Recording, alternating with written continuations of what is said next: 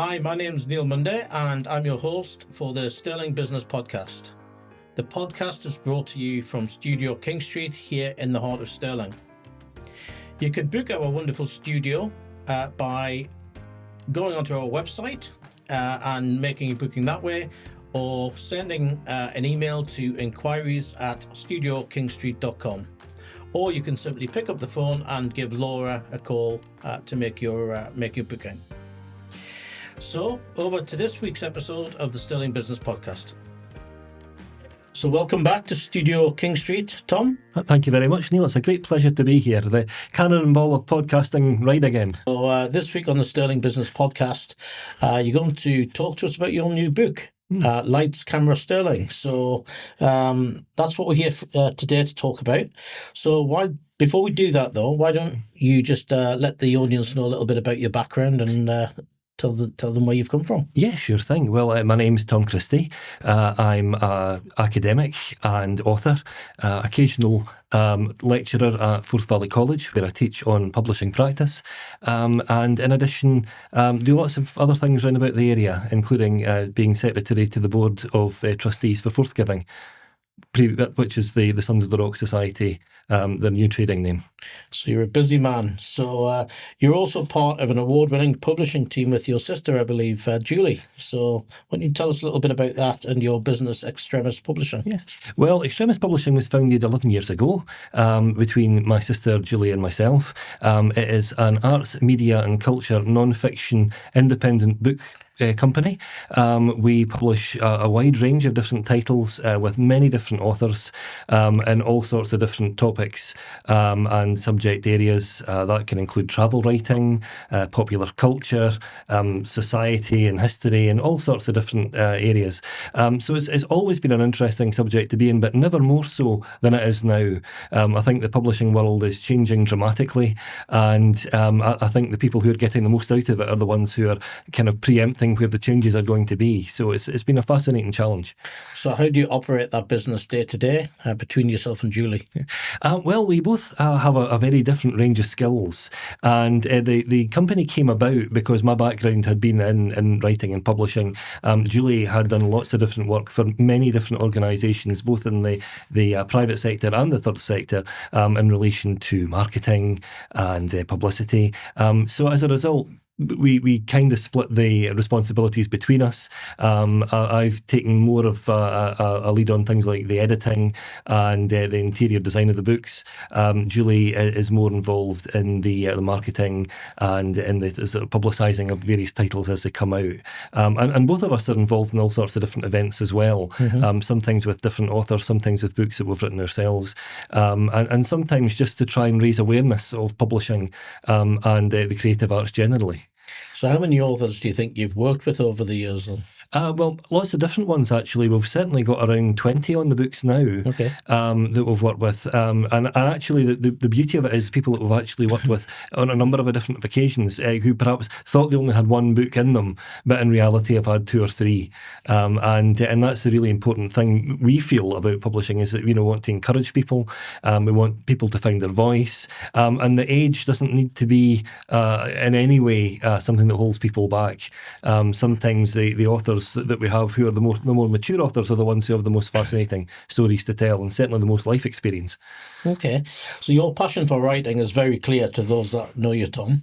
You've written over 20 books over the years yourself, some very diverse topics. Can you give the audience a little bit of a background and a bit of an insight in terms of some of those books before we specifically talk about your new book? Yeah, absolutely. Well, my background really is quite diverse, because my first degree was in English literature. I then did a master's in British cinema history and then returned to literature to do a PhD in Scottish literature. So many of the books I've written have reflected that interest in popular culture. Some of them have been about topics such as retro gaming, digital humanities, interactive fiction, those kind of areas. But I mean, they've also encompassed various different things like modern literature, in some cases television, sometimes music, but I would say predominantly modern cinema, and looking at the stories that are told by cinema, what it can say about society and what it can say about really the people who make the films, as much as it can about the messages that those films hold. So really all different aspects of that, which continue to fascinate me. They always say, keep writing as long as you keep, being fascinated by the subjects you write about. And I'm pleased to say that I'm every bit as galvanised now as I was when I started 20 years ago.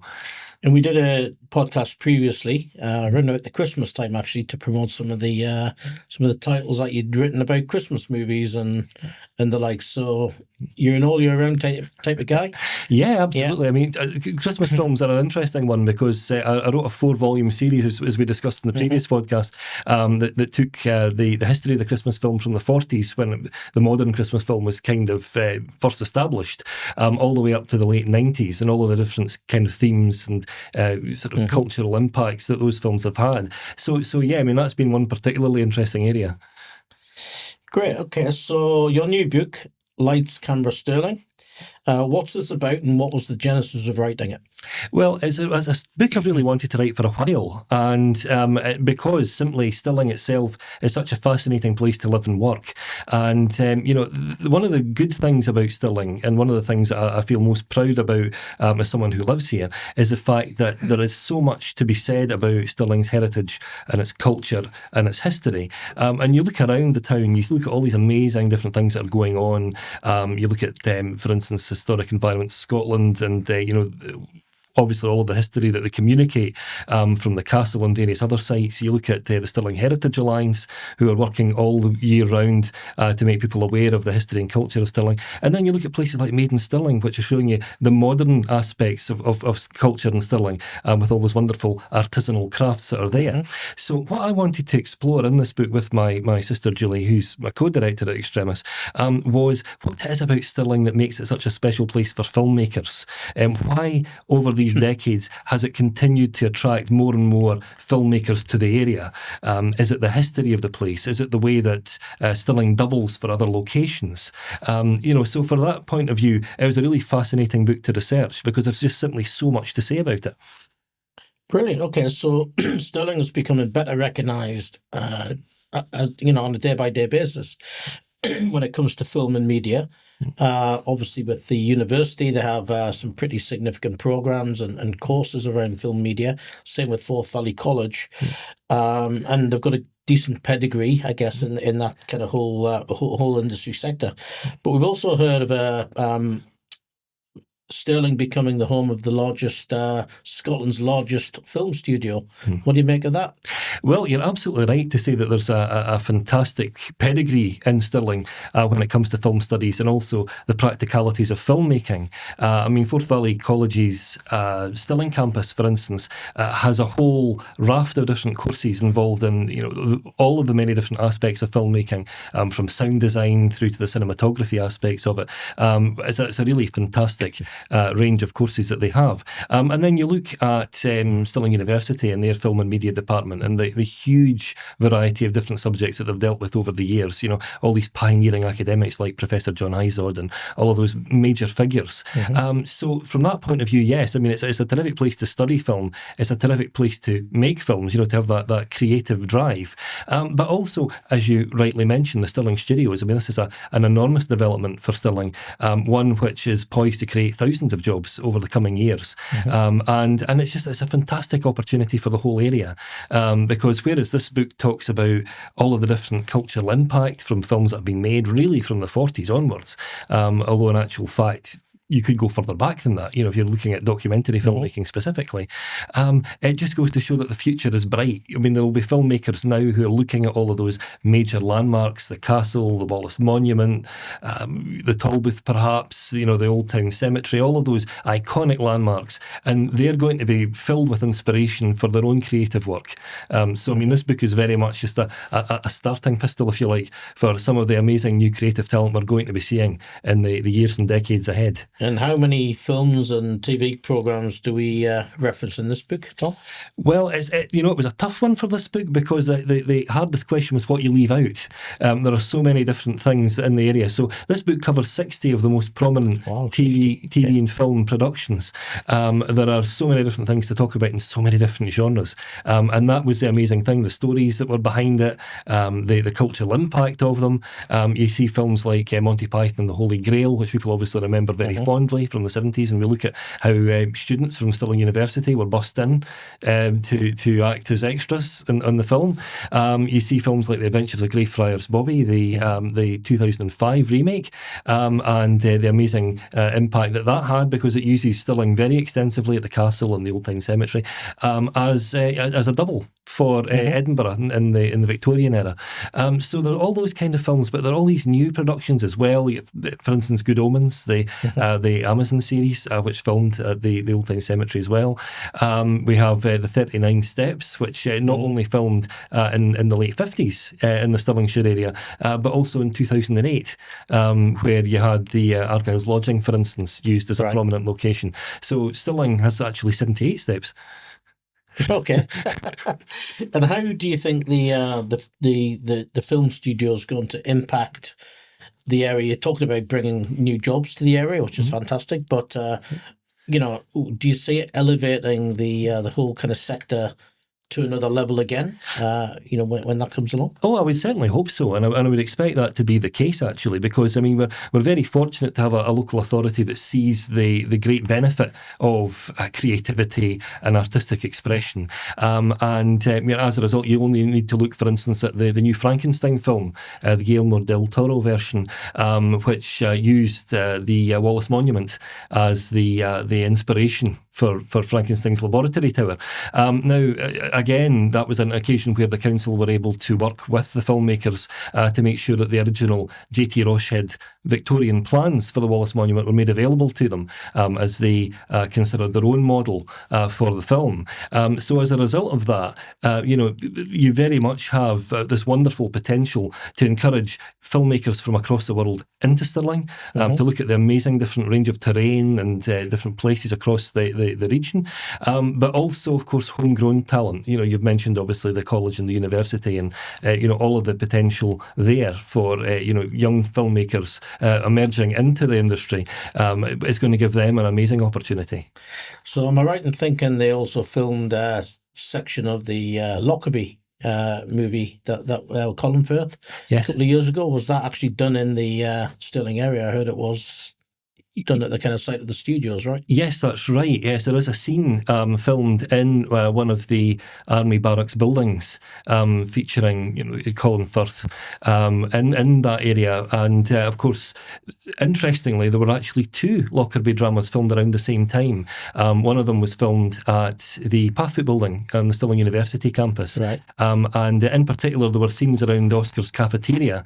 It's used to double for FBI establishments, I think, including the Quantico training area. Okay. And they actually had to put drapes up around the windows so that people couldn't see the castle and the Wallace Monument from the so there's more than just the scene, the horrific scene when when they're counting the bodies in the aircraft hangar. There was other filming done in and around Stirling for that, which people probably don't even realise. Yes, I mean, I think in both productions there was great care taken to be as respectful as possible to the families of the victims involved in that terrible atrocity. But as a result of that, amazing to think two different productions from completely different backgrounds taking place, in such a small area as Stirling, to take place here. That's good. So why don't you just share with the listeners where they can get access to your book, Tom, Lights Camera Stirling? Whereabouts can the audience go and obtain this? Well, people can buy it online from all good retailers. If you look on our website, extremispublishing.com, you'll be able to find details about the book and where it can be bought. It can also be purchased from independent booksellers. If you ask them to source the book from the ISBN, they'll be able to track it down for you. Okay. Well, this is not the first in the series. Did you do Lights Camera Dundee recently as well? Yes, that's absolutely true. Yes, the previous volume is Lights Camera Dundee, another fascinating book to work on for entirely different reasons, actually, because the County of Angus actually has something very much in common with Stirling, which is an enormous range of different terrains and environments. And that's the amazing thing, because I say here in Stirling you can have filming for historical dramas, in some cases fantasy sci-fi even, but then you take a drive perhaps 2-3 miles out of the city, and there are all these various different vitally important rural communities which have all played a part in different films. You get films, for instance, like Complicity, which was filmed near Kippen, the adaptation of the Ian Banks book. You have Cullen and the Falls of Dochart, which has appeared in all sorts of films such as Casino Royale and many others. So for that reason, it has been an absolute treasure trove, and the Dundee book was exactly the same. There's actually no crossover between the two either, which is amazing. No film featured in one that also featured in the other. And there's maybe a trilogy in the pipeline somewhere, is there? Well, maybe another city somewhere near here. Watch this space is all I'll say. That's great. You never rule anything out. Okay, so if anyone from the community out there would like to get in touch and learn a little bit more about what you do, where would the best place to go be? Well, I have a website, tomchristiebooks.co.uk, which features all of my different books and other writing and various different events that I take part in. I'm also on LinkedIn and academia.edu, so people can contact me via those channels as well. Thanks, Tom, for coming along and letting us know a little bit more about Lights Camera Stirling. Great timing and with respect to the new studio opening very, very soon. So, let's hope that we get the message out there far and wide and help you sell loads of books. Thank you very much, Neil. And, I hope that people out there are looking at those hundreds of square miles of wonderful rural countryside, all of those wonderful communities, and, of course, the amazing history here in Stirling itself. And they're already charging up the batteries for the film cameras. Brilliant. Thank you very much, Tom. Thank you so much for inviting me. Thanks. So that brings us to another end of an episode of the Stirling Business Podcast. Thank you again to our guest this week. Remember to follow us on the YouTube channel, on Spotify and Apple Podcasts. Until next time, stay safe.